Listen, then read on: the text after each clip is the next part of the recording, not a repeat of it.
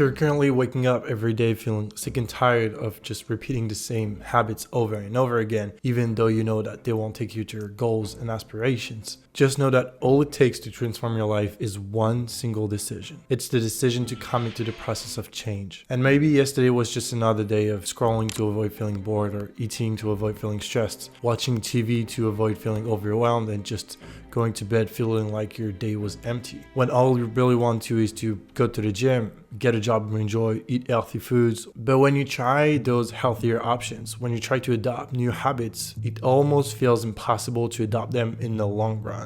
Almost as if your brain is working against you. And that's because it is.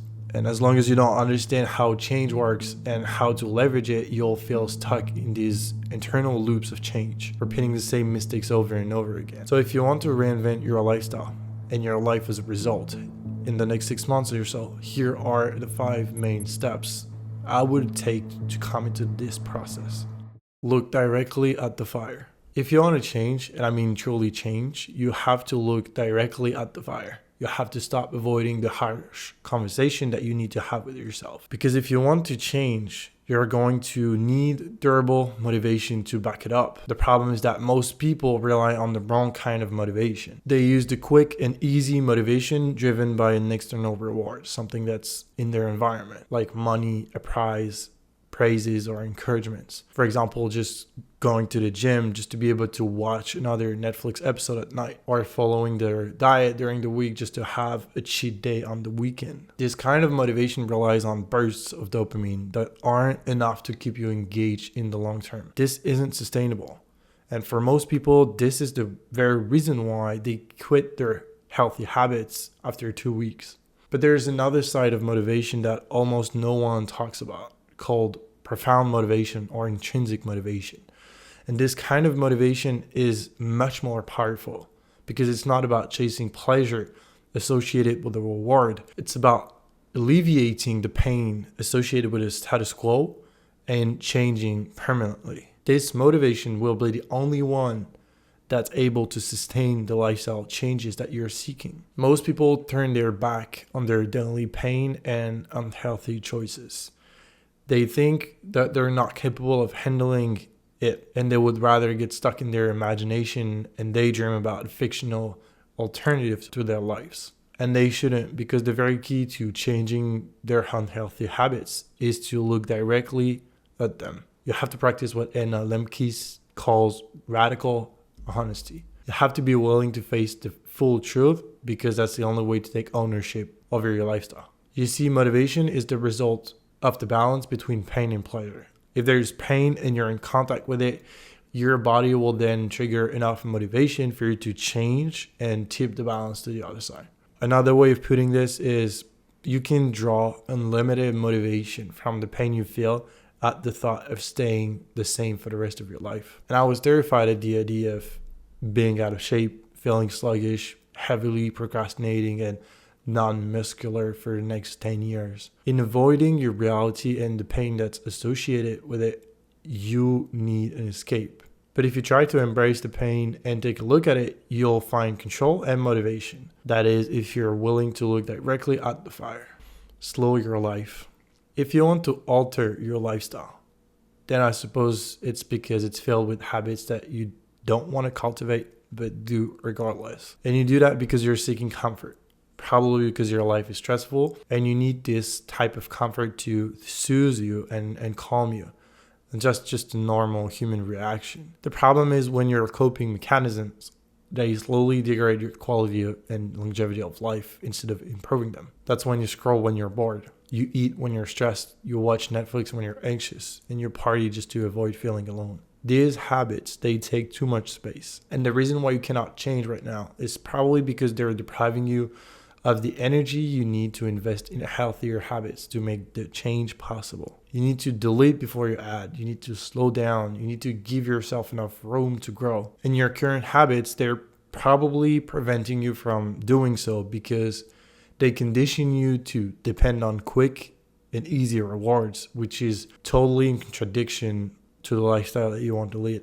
So the second thing to do is to slow your life down. Stop engaging frenetically. Stop stacking pleasure sources on top of each other to get rid of the discomfort. Stop scrolling while watching a movie. Stop checking your phone while having a conversation. Stop eating the cookies and the ice cream. Stop filling every free moment with distraction just to avoid feeling bored. This is an idea that I got from Cal Newport's work, and it changed the way I view change because it never happens on a short time scale. By definition, change has to be sustainable. It's a process that demands considerable amount of energy and availability. Therefore, you have to slow down. The change that you want will take weeks and months, and rushing through it doesn't make the process easier nor quicker. In fact, it's most probably going to make it worse, as you will feel more anxious and overwhelmed because you're trying so hard, but your brain hasn't had the time to rewire itself to the changes you've made. If you had to remember one line from this, it would be to stop acting frenetically. Slow your life down if you want to change. Because change is simple. It's just about doing the same things over and over again while waiting and being patient. For your brain to encode the changes as the new normal. Plan your escape. This is the part most people have replayed over and over again in their minds. It's when you daydream about going to the gym 6 days per week, eating broccoli every day, and reading instead of binging influencer content on Instagram. Now, everyone out there talks about how beneficial going to the gym is and how processed foods are bad for you. And I've come to notice that the majority of people already have a sense of what the plan is going to look like for them. It's probably going to be, if they want to get in shape, eat less, exercise more, and just sleep better. Or most people at least know what they shouldn't be doing if they want to live a healthier lifestyle. They know they shouldn't drink, shouldn't smoke, whatever it is. The big step comes when it's time to plan out your escape on a daily basis to reach your goals, as this requires practical knowledge and realistic expectations. That's the tricky part. And if you need help with that, you should consider joining the next cohort for my program, Fitness Autonomy, because it's going to provide you with the structure needed to change your lifestyle and transform your body in 5 weeks. Link in the description. You need to start by setting yourself one goal that can be practiced daily or almost daily. And in my program, for example, I always start with exercising as the main goal. But you can start with something as simple as walking, for example, if you're not currently active. And at first, it will feel hard and you will experience the friction of imposing a habit on your own brain. But then after a few weeks, this will start to become slowly a habit. Soon enough, you'll stack habits on top of each other and your lifestyle will be completely different as a result of that. Another crucial key is to be specific. What is the outcome that you're looking for? Put it on the table, make it real. Do you want to lose weight? If yes, how much? Do you want to put on muscle? If yes, to what extent? Because if you just keep your vision in your mind, it will stay a distant dream that you don't have access to. You need to plan it. You need to put it on paper so that your future non-motivated self knows exactly what to do. That said, you don't want to get stuck in the eternal loop of planning. A lot of people do, and it costs them years of their lives spent doing the same things instead of changing because they're just waiting for the perfect plan and the perfect timing. Shake your own hand. Once you know what to do, you need to make a commitment and then just stick to it. When I train people in the gym and help them change their habits, this is usually where I see most people struggle. They just struggle with the idea of making a commitment to themselves. But if you truly want to change, then you have to treat the plan that you've mapped out as a promise. This is also the part of the process when you have to understand how change works. Here it is in a nutshell. Each time that you engage in an action and get some kind of pleasurable reward, your brain pushes you to do more of that. If you do, you reinforce a neural pathway that has been created for that habit. And over time, it costs you less energy to engage and to use that newfound path. Now, if you consistently engage in the same action, your brain will forge a very efficient and easy to use road to get there, requiring very little conscious effort on your part, making it almost automatic. That's when it becomes a habit. The best example of that is when you see your phone, you don't think about it. You just unlock it and then open Instagram or whatever. Sometimes it's so unconscious that you'll realize it only after, having spent 20 minutes on Instagram. Your brain has developed these quick responses because they are useful and quite necessary when it comes to survival. The problem is that your brain hates change. It costs a lot of energy because it has to rewire itself. It doesn't want to do that. It wants to keep using the same habits over and over again because they're safe and comfortable and they don't require much energy. Now, knowing how it works, you can reverse engineer it to your advantage. That's exactly how we're going to form new habits. You want to start small, engage, and give your brain some kind of reward. Then it's just a matter of doing the same things over and over again until it becomes a habit. It doesn't get more complicated than that. The secret is going to the gym, eating healthy foods, reading books. All of these can become habits too, even if they don't really sound appealing right now. You just have to shake your own hand and make a commitment to yourself that you will respect your detailed plan and not pivot until the behavior is anchored deep in your lifestyle, while at the same time being fully aware of the fact that these habits are probably going to feel boring or even uncomfortable compared to your current habits, and that you'll have to keep engaging in them long enough so that your brain adapts to them.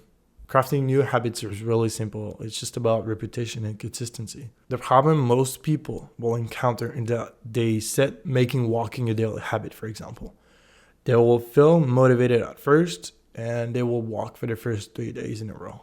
It costs them to do it, but they start to build this tiny neuronal walking pathway in their brain, a primer for the possible sustainable habit of walking. Then life happens, of course, and they skip one day.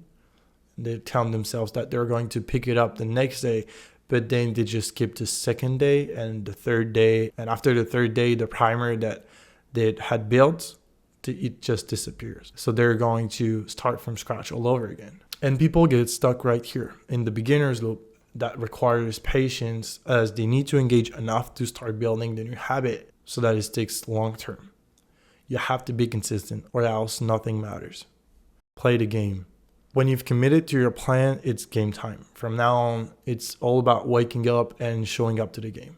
You want to make it a game because life is just easier when you treat things as a game. The goal isn't to tweak the plan every 2 days. The goal is just to monitor your activation. You have one goal, and let's say that it's making going to the gym an inherent part of your lifestyle. This is the part where you need to use willpower and self-discipline, because you'll have to face the friction naturally introduced by your brain, which wants to stay in the power saving mode. Even if it's relatively easy to operate, this is the part that feels hard. This is normal. Expect it to be hard because it will demand everything of your brain to start mapping something it has never done before. The more foreign the habit is compared to your current lifestyle, the more time it's going to take to establish it as something that's sustainable.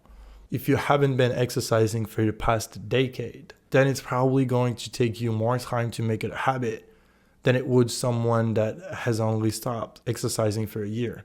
There is no cheat code. There is no fast way. The fast way is the slow way because the slow way is the only way. You cannot cheat your own brain. That's why you must treat it as a game. Every day you just wake up and you have a new opportunity to prove to yourself that you're capable of doing the things that you set out you do. Keep in mind that the process is never going to be perfect. You're going to miss a day inevitably just because life happens and you have other responsibilities. But when that happens, your only goal should be to prepare how you're going to make it work the next day. And as always, I hope this helps. Trust the process.